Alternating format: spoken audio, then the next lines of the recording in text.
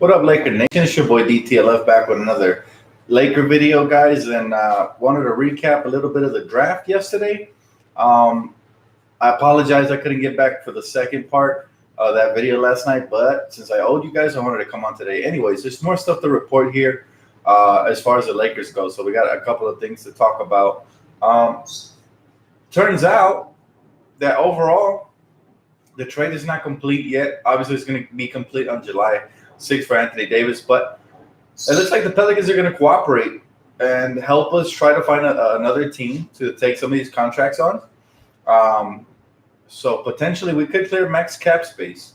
Now, you guys see the thumbnail, right, with D'Angelo Russell. Well, as of the end of the draft yesterday, it was reported that Dlo and the Lakers had mutual interest and potentially might meet at the start of free agency. How true these rumors are, I'm not sure, but today on Get Up, the sports talk show in the morning, they talked about it.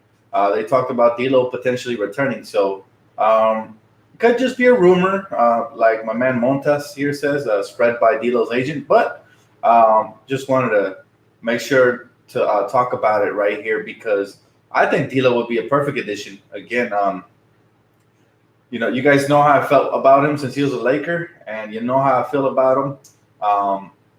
You know how I feel about him, since he was with Brooklyn as well. So I truly am a fan of his game. I think he's only going to continue to get better. Dude is only 23 or 24, if I'm not mistaken. And, the sky's the limit for him. He's going to get better and better. And he's already an elite shooter, and that's what we need. So he would be a good addition. Hey, what's up, T? How you doing, everybody? But by the way, last night's draft was actually pretty good for the Lakers. The Lakers bought into the second round. They ended up picking at the number 46, which is the exact same spot where we picked Jordan Clarkson a couple of years back. Looks like we might have got another steal. All right, we got small forward named Horton-Tucker, Talon Horton-Tucker. Now, here's the interesting thing about this. This guy's the youngest player in the draft. He's still 18. He's about to turn 19 in September. And he has the same size hands as Kawhi Leonard. Different body type. His body type reminds me a little more of Metta World Peace. But he seems to be surprisingly explosive. He looks like he can create off the dribble, and he's versatile defensively. Not to mention that he has a 7'1" wingspan. So that's somebody to look at right there. Talon Horton-Tucker. I don't know what order that is in, but that's interesting. We might have gotten another steal late at 46, so I'll be looking forward to seeing him. Hey, thanks so much for a donation, Freedom. I appreciate you, bro. He said, we want Kawhi. Don't settle for anything less, Laker Nation. I agree with you. Kawhi should be at the top of the list. However, D'Lo is not a bad fallback option. I'm also hearing about DeAndre Jordan and Brook Lopez potentially being available with the mid-level exception, so that would be huge additions. If we can get one or both of those guys, that would be amazing. I think the best fit out of both of them is probably Brook Lopez because he can stretch the floor. And him and Anthony Davis would be a terror for the opposition on the defensive end. That length and shot blocking ability of both of them would definitely cause havoc in the down low in the block. So there's that. And we got plenty of other news to announce. The Lakers also signed Mississippi State forward. Let's see if I get his name right. Eric Holman. All right. So he signed an undisclosed deal with the Lakers. Not to mention, we also picked up Zach Norvell, who seems to be a good shooter, Devontae Cook, and Jordan Caroline. So all these guys are signed on to the Summer League roster. And by the way, the Summer League schedule was just released as well. So I'm about to give that to you guys right now. And, of course, I'll be covering every game. I'm going to be coming on post-game only for the Summer League. So for Summer League, the first game we have is July 5th. So it's around the corner, guys, a couple of weeks down the road versus the Chicago Bulls at 4:30. The next game is, again, July 6th versus the Clippers, and then July 8th versus the Warriors. And we're going to round that out by July 10th versus the New York Knicks. And then after that, I believe they will be seeded in the tournament seeding format. And hopefully they can bring home another championship this year. But it's going to be interesting. That's your Summer League schedule for the Lakers. By the way, July 5th will be the debut of one Zion Williamson. That's going to be fun to watch on ESPN as well. So I might cover that as well. Depends on how the day's going. And the last tad bit of information I wanted to report to you guys that Raja Bell said there was some truth to Damian Jones's rumors and that he's equally as plugged in as Woj. So there's been conflicting reports. Woj stating that obviously Kawhi was not going to meet with the Lakers. However, Chris Haynes and a couple of other reporters are stating that Kawhi is meeting with the Lakers. So there's a high chance that we can recruit him, and if we can clear that cap space, now that the Pelicans are starting to cooperate and allowing us. See, it's convenient for the Pelicans to allow us to revamp this trade and add a couple more players to a third team because it's convenient because they won't have to pay AD the trade kicker. So that's the reason they might want to cooperate, contrary to what Wojnarowski and them were reporting about. There's no incentive for the Pelicans. This is why those guys should only be reporters and not analysts. They shouldn't break down their thoughts. They should just give us what they know, in my opinion. No offense, to Momo and all these people. They're great at breaking news. However, they're not very great at predicting stuff. Let's not forget that Wojnarowski predicted the Lakers had a long shot at LeBron. Same thing for Ramona Shelburne. And now they're doing the same thing with Kawhi Leonard. So it's, again, the negativity surrounding the Lakers and this new media agenda. But it doesn't faze us because, like I said, the Lakers doing work. And I got to give props because we're in the running for every free agent as of right now. Now, how much cap room we're going to clear, I'm not sure. Dlo supposedly has a mutual interest with the Lakers now that Magic Johnson's not there. It makes sense. We also, I've been hearing Nick Vucevic from the Orlando Magic. To pair him up with Anthony Davis in the paint would be another scary dynamic duo. However, he would have to get paid a little bit more, so I'm not exactly sure I'm sold on that. But the Lakers are doing their due diligence. You have to be excited for the fact that they got some undrafted free agents that pretty much were projected to get drafted. So we got a couple of good up-and-coming potential players, and hopefully they show out in Summer League and are able to earn a roster spot because we're going to have a lot of openings. I think Zach Norvell looks really, really intriguing as far as a shooting guard goes. Eric Holman is somebody to look at.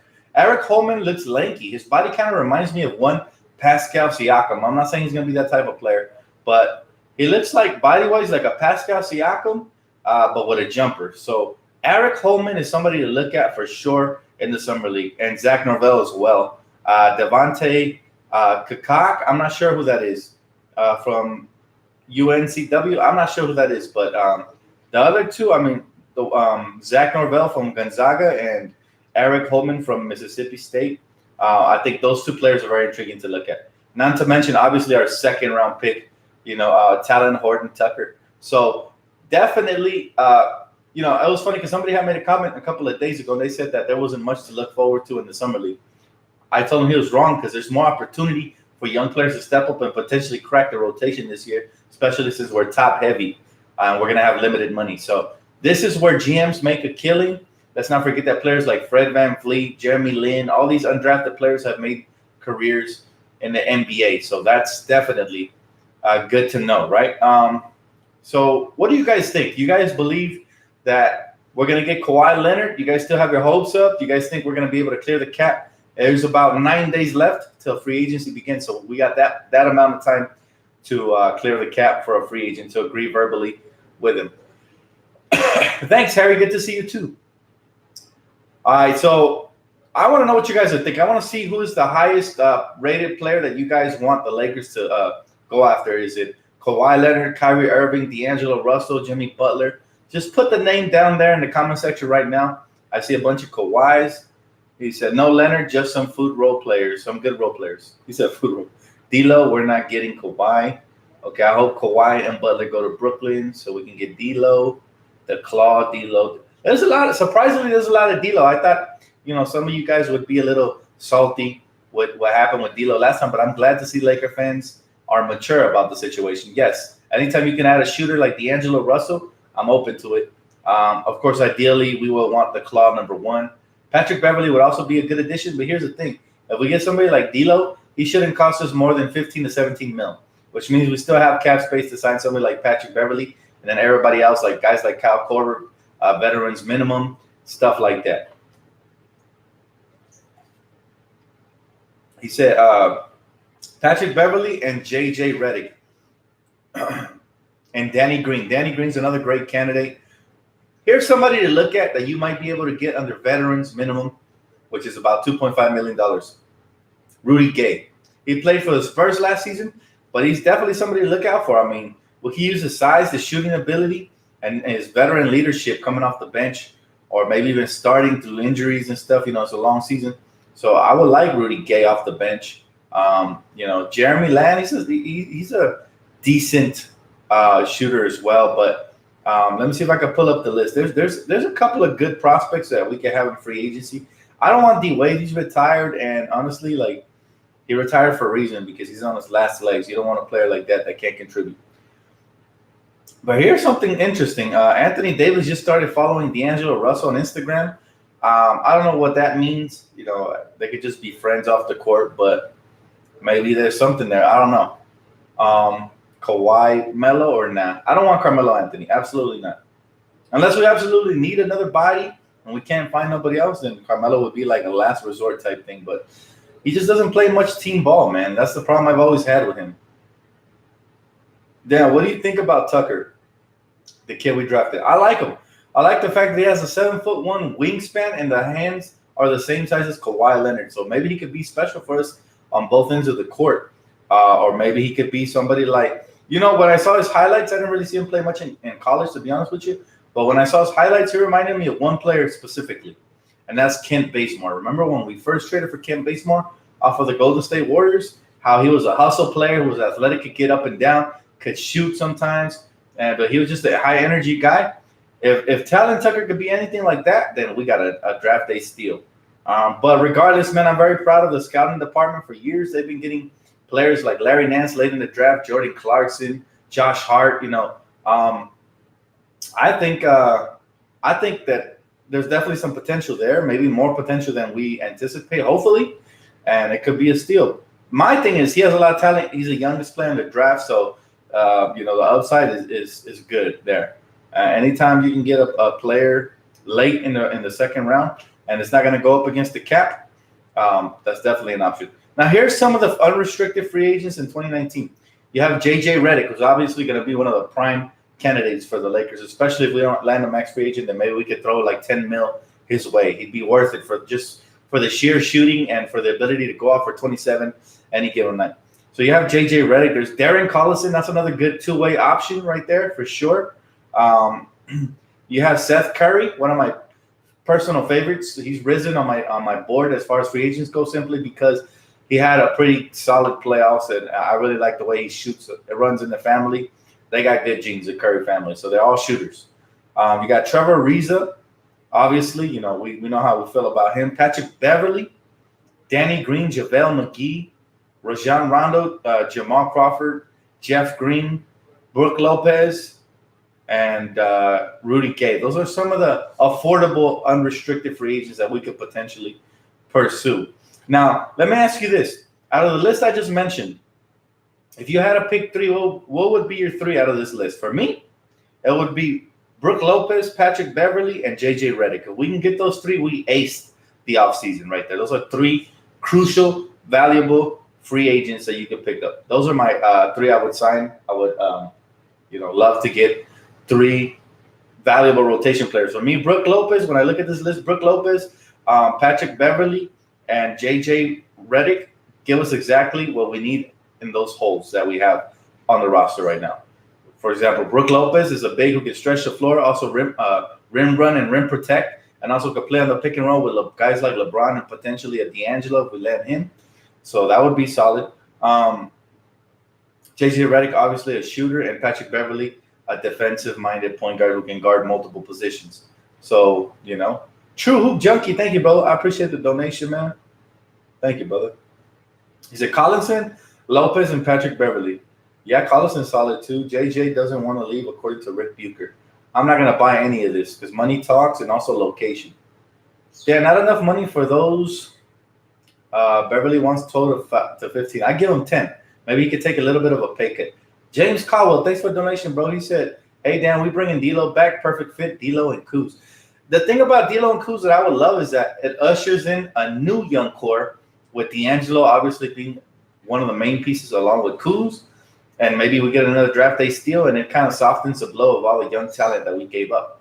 So Basically it would be like we traded away Dlo to clear up cap space to sign LeBron, and then we got him back. So we threw him out there like a boomerang, and he came right back. That would be awesome. And AD, of course, AD's still young. So, yeah, that would be a nice little trilogy. He said Redick, Patrick, and Green. You know what, Rosas? I like it. I like your list as well. Dlo cannot play with LeBron. Dlo cannot play with LeBron. Why is that? Dlo can shoot off the ball.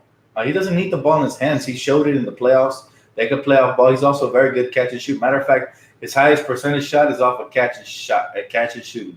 So I definitely think he could play off LeBron. And remember, we don't want LeBron to get too tired during the season. We're going to want somebody to relieve him of his ball handling duties. With no Lonzo and no Brandon Ingram there, then D'Lo's going to get a lot of touches and be able to go ISO and do his thing off of screen and rolls. He's a shooter. Of course he could play with LeBron. Absolutely. He said, I'm at work, bro, but no, I can't miss the stream. DTLF gang. That's right, man. I appreciate you, bro. Shout out to my boy Morad. Hopefully I said that right. DeAndre Jordan, Patrick Beverly, and Seth Curry. I forget about DeAndre, but DeAndre would also be a good option. Absolutely. D'Lo and Butler. Oof, if we got D'Lo and Butler and everybody else on the vet minimum, that would be crazy. Danny Green and Kyle Korver and Bogdanovich. Also good options. He said D'Lo shot 36% off from 8 attempts. 8 attempts per game. Yeah, he's a very high volume scorer, and he's not afraid to take the shots. So would be awesome. Seth would be great. Seth would be a great addition. Yeah, so again, we have a lot of options, guys. It's going to be interesting to see. Look, we have 9 days to start finding out. I can't wait till June 30th. I think something's going to break on the Lakers front. I think the first domino will fall on June 30th, and we're going to find out right away if we're going for a max free agent like Kawhi, or if we're going to break down and give multiple positions, fill out multiple needs for this roster, give us more depth. If that's the case, if we're not getting Kawhi, if we're not getting Kyrie, if we're not getting Jimmy Butler or Kemba Walker, then D'Lo's my next option for sure.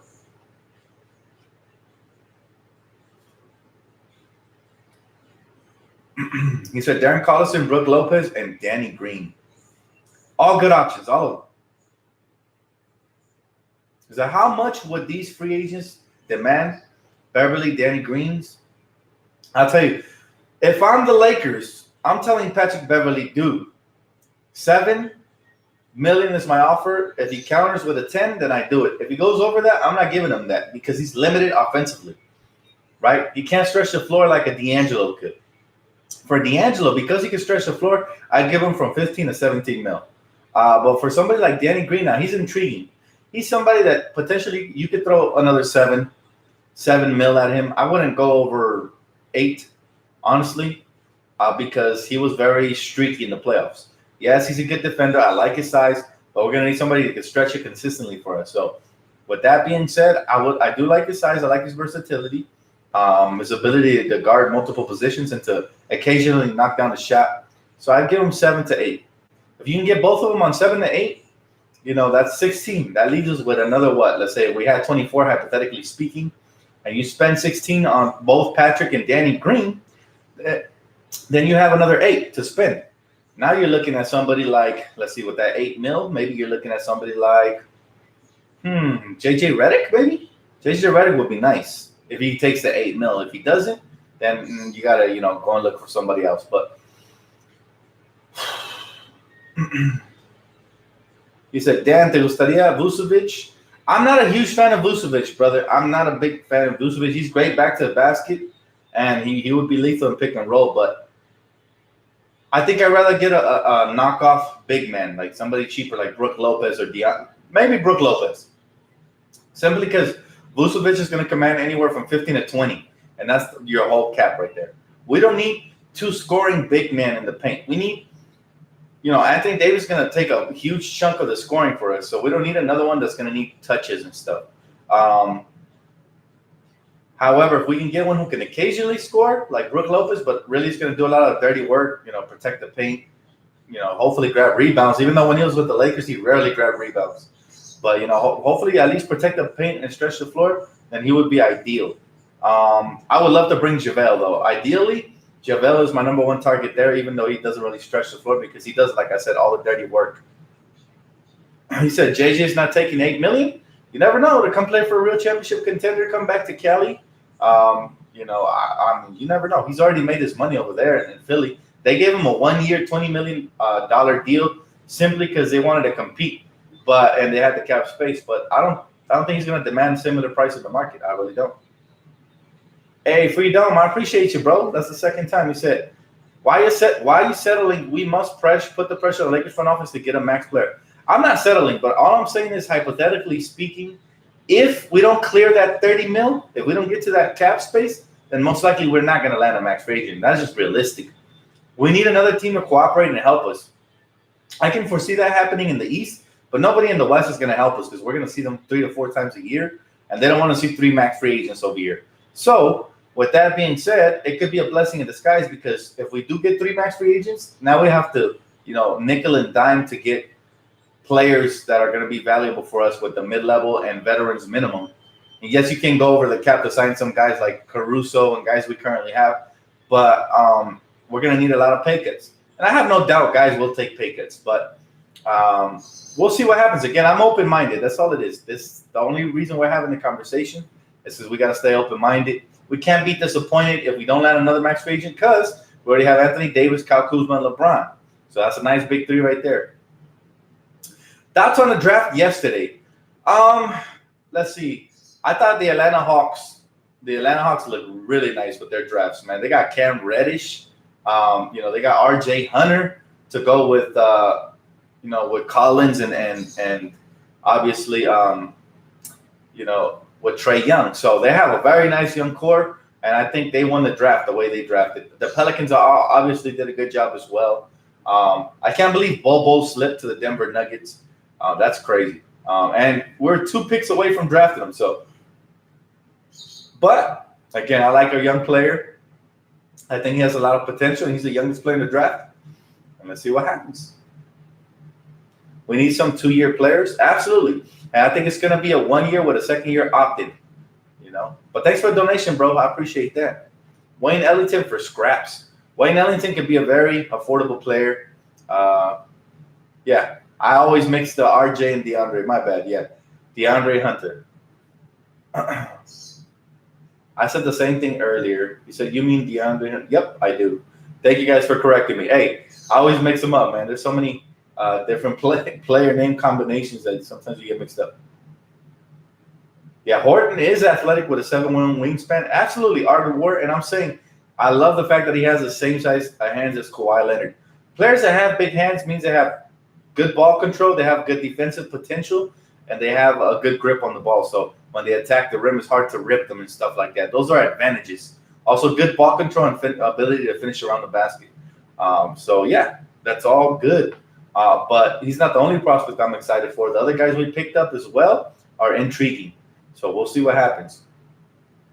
I'm hearing DJ wants to join. What do you think, Dan? I'll take DeAndre Jordan, but he has to take, the maximum I give him is 2.5 to 5 mil. That's max. I'm not giving him over that because all he does is rebound and block shots. He sucks at free throws, and he's not really an offensive threat other than pick and roll. And he's lost some of that explosiveness he used to have when he was with the Clippers. Therefore, I always, if I was a GM, I evaluate what you can and can't do. What can DeAndre Jordan do? He can't stretch the floor, right? He can't really move his feet like he used to. Therefore, I'm giving him 2.5 to 5 mil if he wants to come over here. He's going to have to take a pay cut. That's definitely one of those players that you don't have to, trip over yourself trying to get to him. He needs to trip over himself to get to us. Who would you rather have on the Lakers, D'Angelo Russell or Kemba Walker? Depends on the price. If Kemba's commanding 30 mil on a max contract, I'd rather get D'Angelo Russell for, like I said, 15 to 17 mil if we can have him at that. If we have to overpay for D'Angelo, the max I'd give him, the absolute max I'd give him is like 20. But that's absolutely the max, and he really better earn that or else he'll be on the trading block quick. So, yeah, he needs to be, 15 to 17 mil is the max I'd give D'Angelo personally. If he's demanding 20 to 27, I probably don't give him that. 20 is the max, but 27, no way. He's not at 27. That's close to the max. He's not that. He cracked his first All-Star game. We need to see that more consistently before we consider him to be a max player. Period. And you guys know I love D'Angelo, but like I said, I'm capping out at 20 mil. Simply because we need that money for other players as well. I love him, don't get me wrong. I have no doubt that one day he could be a $30 million player, maybe, potentially, 27 to 30, but that day is not today. Now, honestly, I wouldn't even give Kemba Walker 30 mil because defensively he is very limited, right? So when they have limitations, I look at that. D'Angelo, he's decent defensively, but switching off of pick and rolls where he struggles. Once they get you in a pick and roll and they switch off of him, he doesn't communicate very well. I've seen him play. He has kind of slow feet for that. Yeah, this has nothing to do with personal, man. It's all business, Lucker. So it's not about giving him the money because he deserves it because he got traded. No, it's a business, Hey, what's up, Sidewalk University? How you doing, bro? Long time no see you. He said, Dlo is a 15 mil at most. If not, give me Patrick Beverly for 10.